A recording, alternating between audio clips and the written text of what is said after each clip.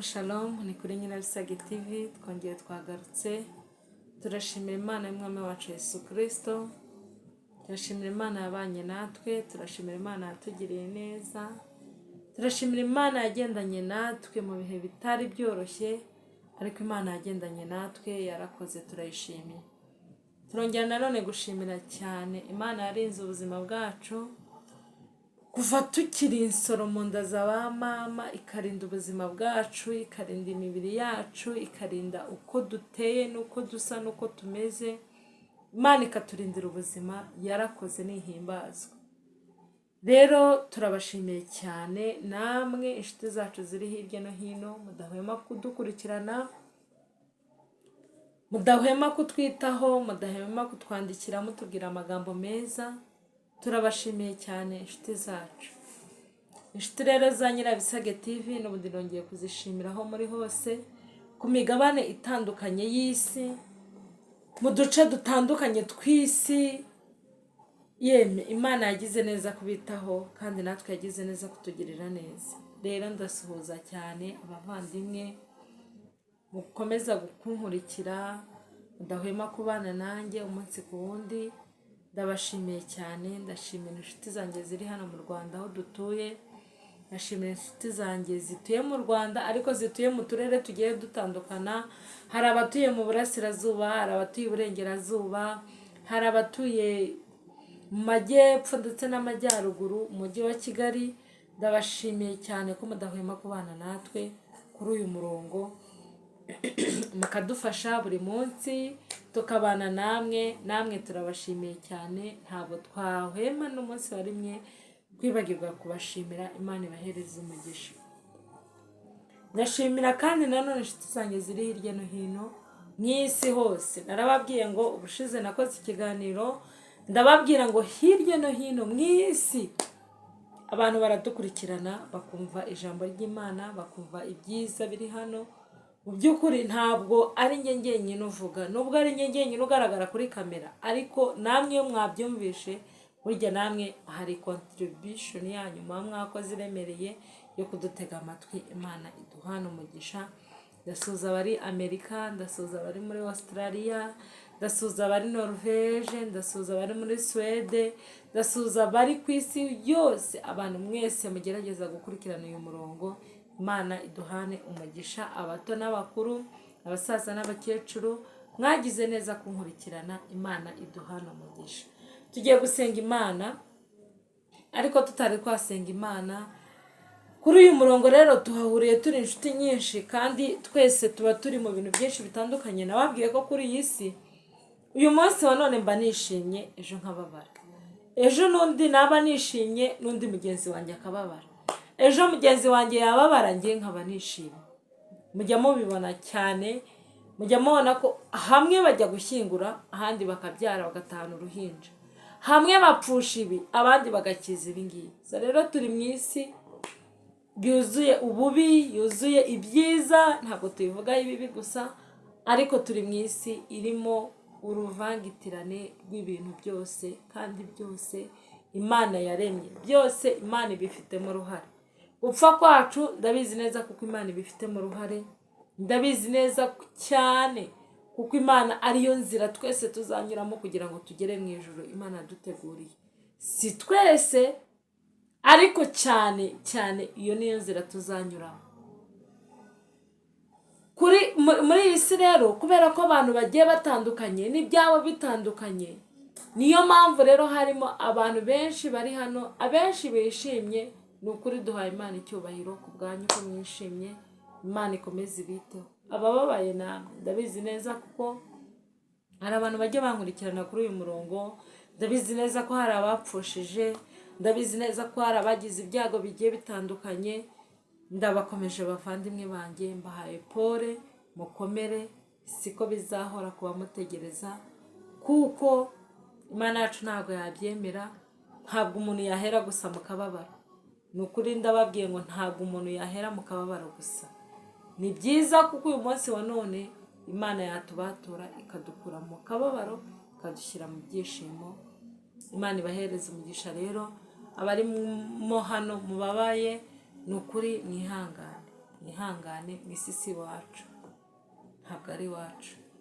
Mwihangane rero abantu bababaye, Imana ibasure, Imana ibagirire neza, ibakomereze imitima kuko niyo muremyi w'imitima. Reka dusenga Imana. Uyu mugoroba rero njyewe ni ku mugoroba, wenda abandi ni ku manywa, abandi ni nijoro, kuko isi igiye itandukanye. Njya nkunda kubivuga nkavuga ngo kuko isi itandukanye, iriho ibintu byinshi bigiye bitandukana, niko n'imitima yacu itandukanye. Hari abantu tuzi bagira imitima myiza pe, muri we atagira umunabi, muri we atajya yifuriza umuntu inabi.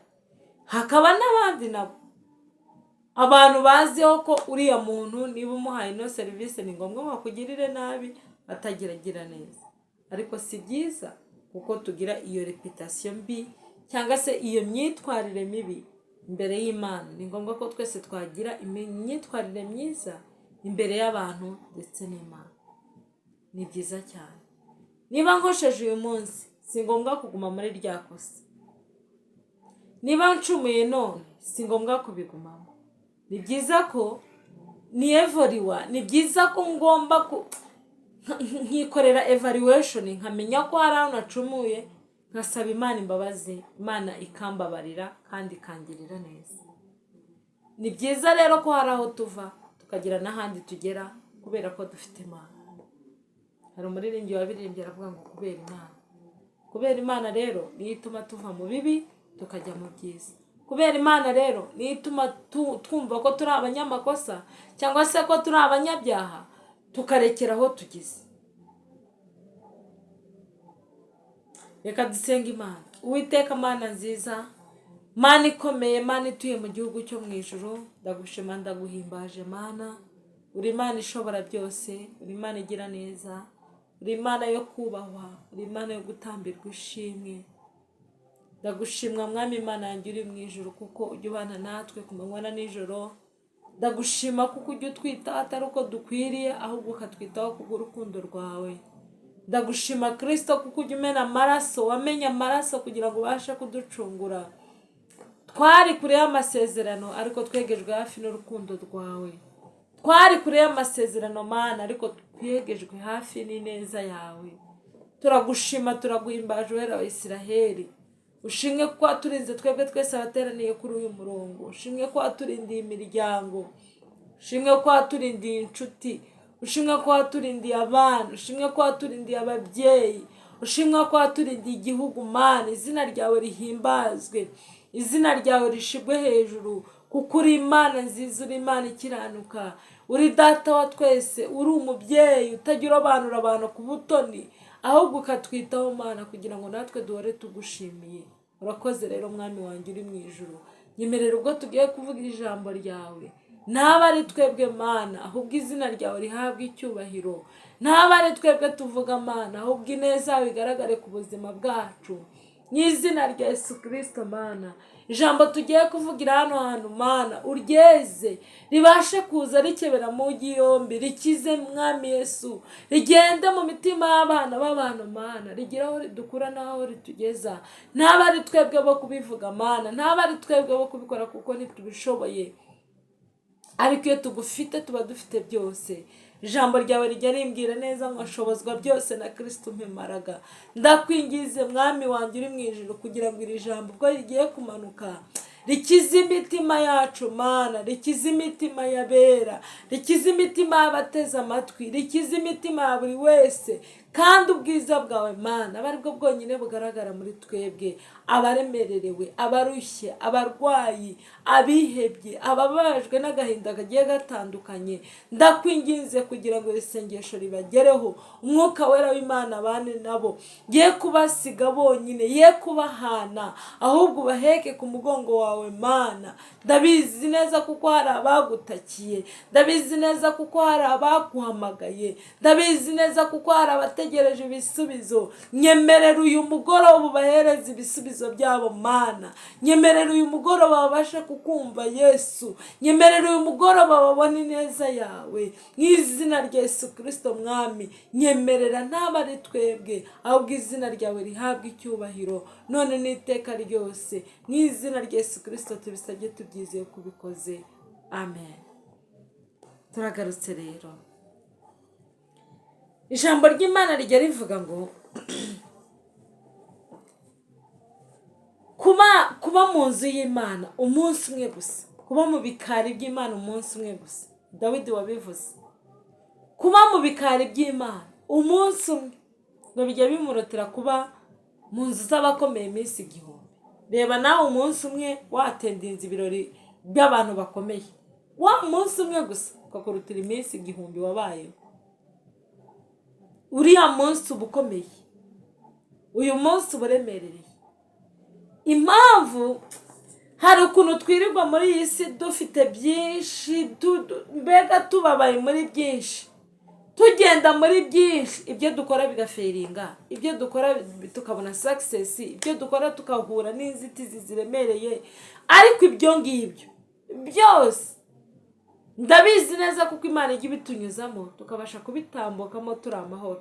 Akenshi nubwo iyo ibikoze hari igihe tubona ko zari inshingano zayo kugira ngo ibikore, oya, ariko ibikora kugira ngo tugirire neza, ibikora kugira ngo yongere turimo umutima w'ibyiringiro, ibikora kugira ngo yongere yumve jane nishimye, ibikora kugira ngo yongere yumve umutima wanjye unezerewe.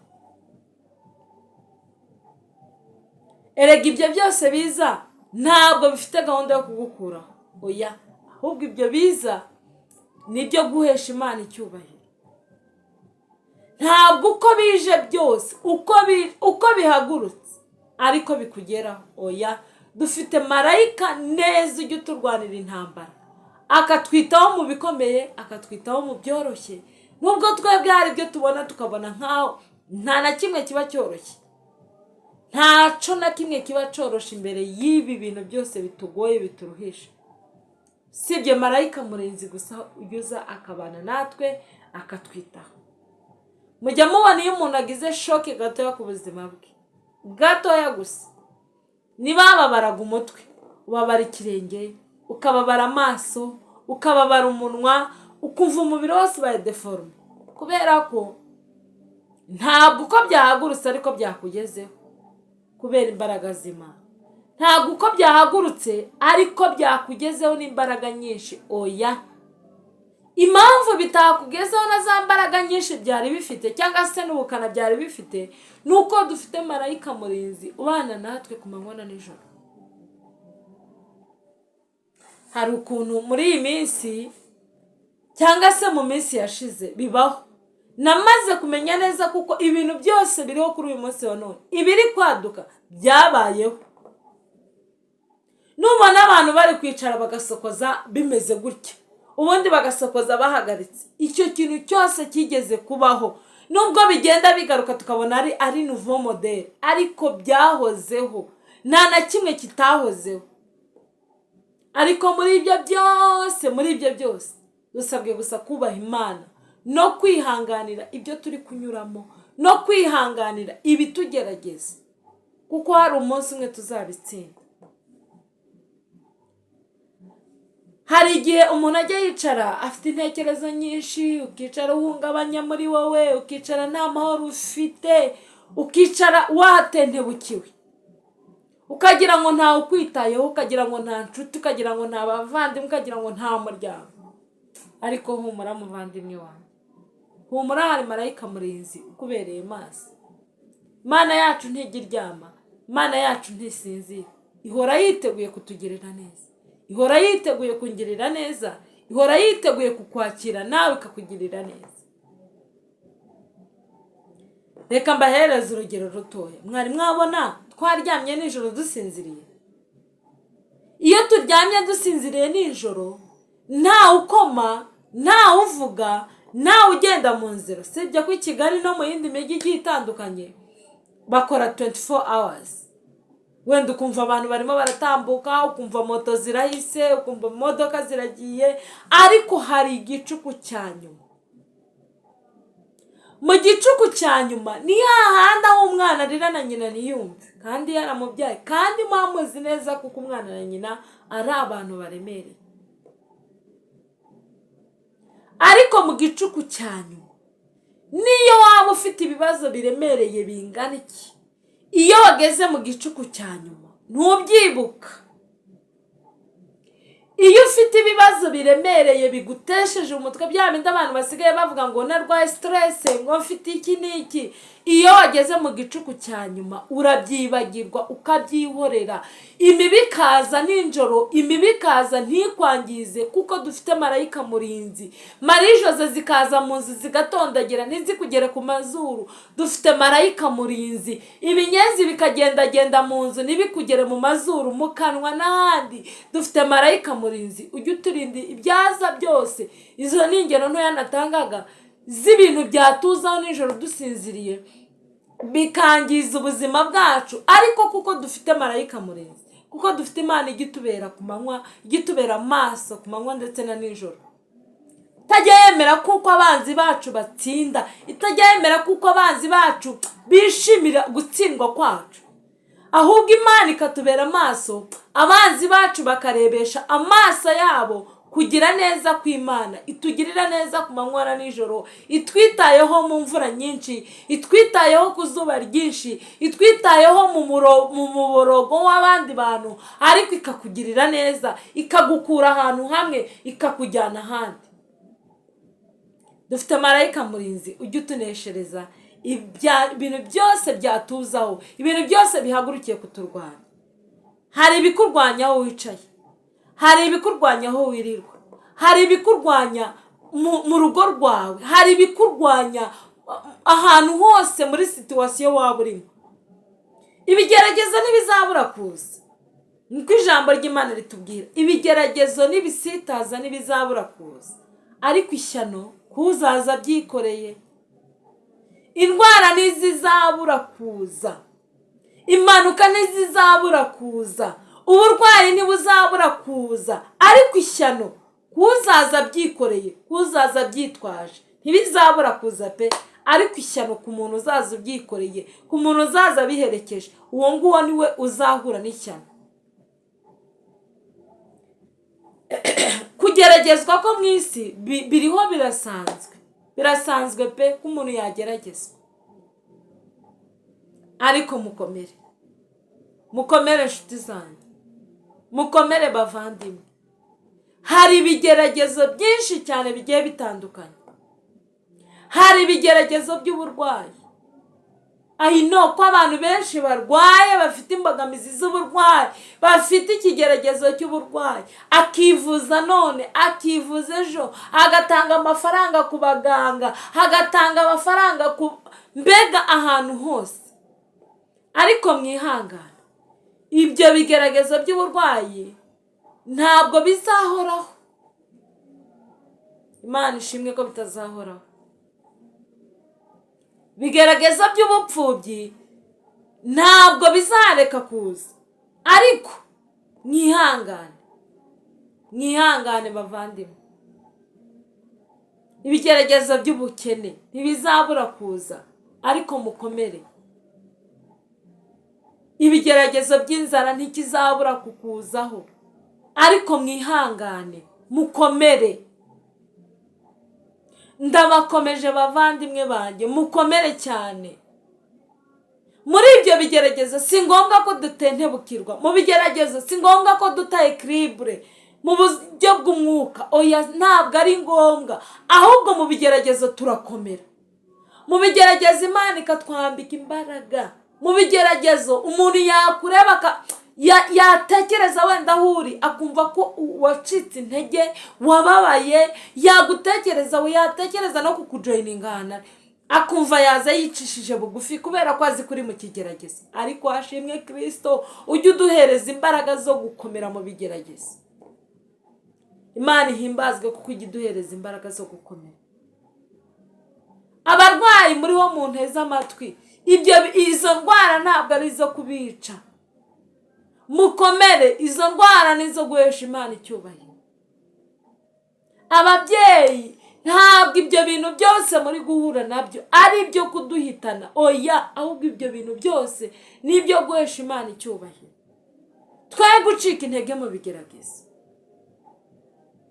Turi muri iyi si dufashe igihe mu ntambara. Iyo umusirikare ari ku rugamba aba yiteguye neza kurwana n'umubisha we. Natwe rero ubu twicaye hano dufite intambara nyinshi turwana nazo. Mu buryo bw'umwuka turazifite, mu buryo bw'umubiri turazifite, ariko nta kindi kintu na kimwe cyatuma tugira imbaraga. Ni ugusaba Imana ikaduhereza imbaraga, ikabana natwe. Hari ibigeragezo tugira ushobora kugenda ukabwira inshuti zawe. Wabwira inshuti yawe wayitakira, ikakumvira ubusa, ikagutega amatwi, ikakumva pe. Yamara kukumva, ikaguca amazi. Mu rurimi rw'iyi minsi, ikaguca amazi, ikabikumviye ubusa. Ariko Yesu ni inshuti yacu. Yesu ntabwo ajya duhana, ntabwo ajya twumvira ubusa.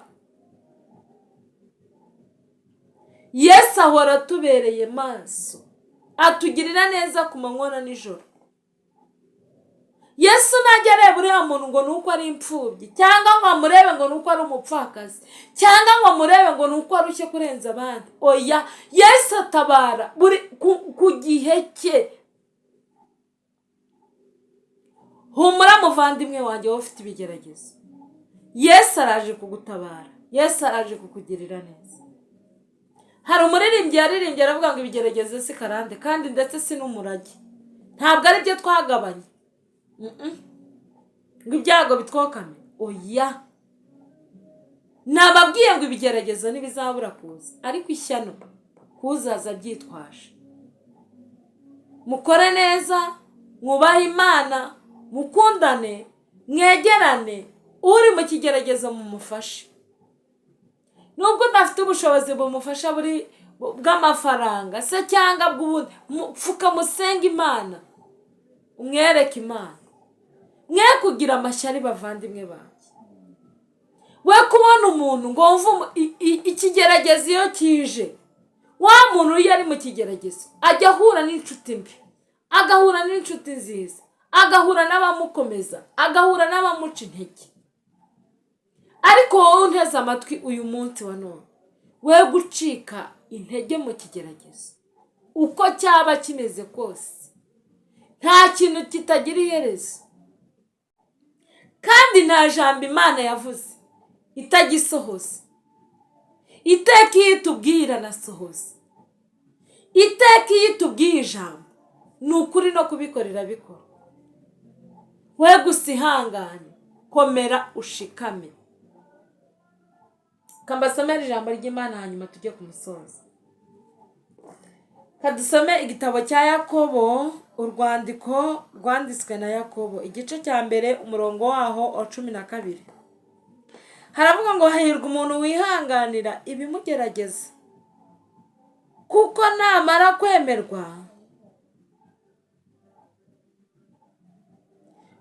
namara kwemerwa azahabwa ikamba ry'ubugingo iry'Imana yasezeranyije abayikunda.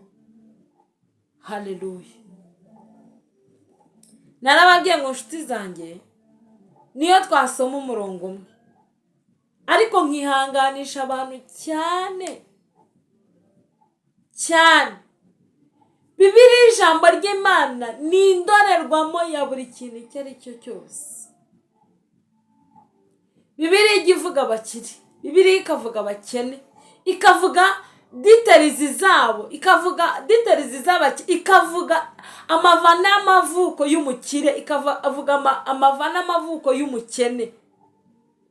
Bibiliya ikavuga umukiranutsi w'Imana. Bibiliya ikihanganisha abababaye. Bibiliya igakomeza abantu bafite intimba, abantu muri kunyumva, abantu munteze amatwi, mufite intimba zikomeye. Izo mwakuye mu miryango y'iwanyu, izo mwakuye mu bihugu mutuyemo, ibyo byose ni ibigeragezo ariko bigira iherezo. Hahirwa umuntu wihanganira ibimugerageza. Hahirwa umuntu wihanganira ibimugerageza. Nshuti yanjye, wihanganira ibikugerageza, we gucika intege, ntutentebuke amaboko, ntucike intege z'umubiri ndetse n'iz'umutima. Komeza ujye imbere, wihanganira ibyo bikugerageza. Bizashira, bizakurwaho, Imana izabikuraho, Imana izabihanagura. Ndabizi neza kuko hari ibyo yakoze ku buzima bwacu. Hari umuririmbyi wabivuze neza, sinzareka kubivuga. Yaravuze ngo turi ibihamya, ubwacu turi ibihamya. Niba njyewe uyu munsi wa none ndimo kugukomeza, njyewe ndi igihamya. Nawe ubivuze byaba ari igihamya. N'undi yatanga ibye ni igihamya. Byuko twagiye duca mu bigeragezo bitandukanye, ariko Imana ikabana natwe. Byuko twagiye duca mu nzitizi ziremereye mu bugingo bwacu, mu buzima bwacu, ariko Imana ikatubambira amahema. Imana ikubambira amahema muri ibyo bigeragezo. Imana iguhishe. Imana iguhishe amaso y'abanzi bawe. Imana iguhishe amaso y'abakureba nabi. Mu izina rya Yesu Kristo. Imana iguhishe ibigukanuriye, ibiri kukureba nabi. Imana ibiguhishe. Hahirwa uwihanganira ibimugerageza, kuko uwo namara kubyihanganira azahabwa ikamba ry'ubugingo. Haleluya. Azahabwa ikamba ry'ubugingo byuko yanesheje ibyamugerageje, byuko yahuye n'ibimugerageza byinshi bigiye bitandukanye akihangana. Yageragejwe mu kubura abana, arihangana, Imana irabamuha. Yageragejwe n'inzara, arasonza, Imana ibimutambutsamo. Ageragezwa no kwambara ubusa, Imana irabimurinda, abicamo. Ageragezwa no kugenda n'amaguru, abandi bagendesha imodoka, ibyo ngibyo abicamo, Imana ibana nawe. Ageragezwa muri byinshi, uwo wenyine gusa niwe uzahabwa ikamba, kuko yabashije kwihangana. Ikamba ry'ubugingo, ikamba ry'ubugingo, ikamba Imana yateguye ikarisezeranya abantu bihanganiye iyo miruho n'ibigeragezo. Hari ibyo urimo gucamo uyu munsi, hari ibyo ndimo gucamo uyu munsi. Bidusaba kwihangana, bidusaba gukomera, bidusaba gufunga neza umukandara, bidusaba neza kubika amatwi yacu aho abandi batatwumva, bidusaba gufata amaso yacu tukayakora neza, bidusaba gufata umunwa wacu tukawubika neza, bidusaba gufata ururimi rwacu ntituvuge ibyo dupfuye kubona. Hahirwa uwihanganira ibimugerageza, kuko namara kunesha azahabwa ikamba ry'ubugingo. Haleluya. Iry'Imana yasezeranyije abikunda. Uwo nguwo namara kwemerwa, uwo nguwo namara kumera neza, ibigeragezo bimuvuyeho, azahabwa ikamba. Mana ishimwe. Ndabizi neza kuko turimo guca muri byinshi. Ndabizi neza kuko dufite ibigeragezo bigiye bitandukanye.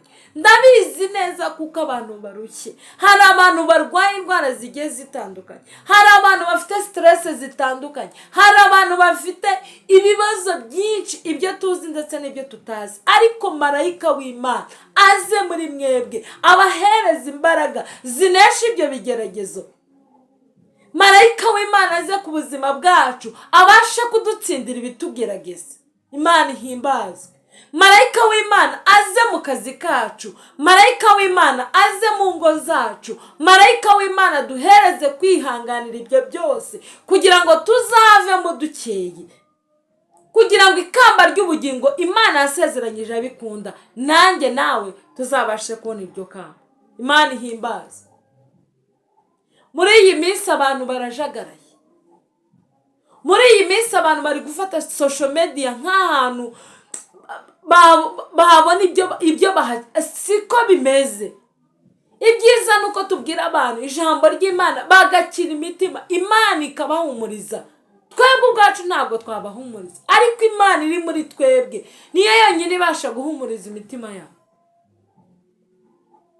Bibiliya ijambo ry'Imana rijya ritubwira ngo tuzakoza ibiganza byacu ku barwayi, tubirambureho gusa, kuko Yesu Kristo iryo sezerano tuzarambika ibiganza byacu ku barwayi bakire babe bazima. Ibiganza byacu tubirambitse ku bantu bafite ibibazo n'ibigeragezo by'uburwayi. Ibiganza byacu tubirambitse ku bantu bafite ibigeragezo byinshi, abakobwa batari bashaka, abahungu batari bashaka, ababyeyi bafite zagara mu ngo zabo, ababyeyi mbega babuze uko bagira. Ukuboko kwiza kw'Imana yacu kubagereho. Hahirwa uwihanganira ibimugerageza, kuko namara kwemerwa azambara ikamba. Bene data, imfubyi mwihangane, abafite ababyeyi mwihangane, abana birera mwihangane, ababyeyi bakuru mwihangane, abantu b'ingeri zose mwihangane. Mwari muzi ko nta hantu ikigeragezo kitaba. Ikigeragezo kiza ufite ibiryo, ikigeragezo kikaza ntabyo ufite, ikigeragezo kikaza wambaye neza, ikigeragezo nta muntu kijya gitinya. Ntawe ikigeragezo gitinya, oya. Ariko hahirwa uwihangana muri ibyo byose. Nanjye uri kubabwira hahirwa uwihangana, kuko uwihangana wenyine niwe uzambara ikamba. No mu buzima busanzwe iyo twihanganye twambikwa amakamba mazima. Bene data, inshuti zanjye, mwihanganira ibibagerageza, kuko hari umunsi umwe ibyo byose tuzabyibagirwa, kuko hari umunsi umwe tuzaruhuka, hari umunsi umwe tuzavuza impundu. Hahandi aho twasebereye kubera ibigeragezo niho tuzavugiriza impundu. Hahandi aho twaririye niho tuzasekera. Niba ubyizeye ko aho waririye ariho ugiye gusekera, uhereze Imana icyubahiro. Niba uzi neza ko aho inzara yakuririye ariho ugiye kurira ugahaga, uhereze Imana icyubahiro. Niba neza uzi ko hahandi aho warwariye, muri ya karitsiye warwariyemo, wizeye neza Imana yacu, uyizeye neza ko ariho ugiye gukirira, hahandi utabashaga kugenda, hahandi utabashaga kuvuga, ariho ugiye kuvugira, uhereze Imana icyubahiro, iragikwiriye. Ndabizi neza kuko marayika w'Imana ari muri twebwe, ndabizi kuko marayika w'Imana ari kuri wowe. Niwihanganira ibikugerageza uzambara ikamba ry'ubugingo. Imana ibane namwe kandi ikomeze ibaneshereje ibigeragezo. Mwami Imana akomeza bishimire, akomeza abane namwe. Ndabizi neza kuko Kristo ajya twitaho kandi akabana natwe none n'iteka ryose. Murakoze inshuti zanjye, hahirwa uwihanganira ibimugerageza, kuko namara kwemerwa azambikwa ikamba ry'ubugingo, iry'Umwami Imana yaduteganyirije, iyo tuzambara twaranesheje ibyatugeragezaga byose. Shalom shalom, Imana ibiteho. Murakoze cyane.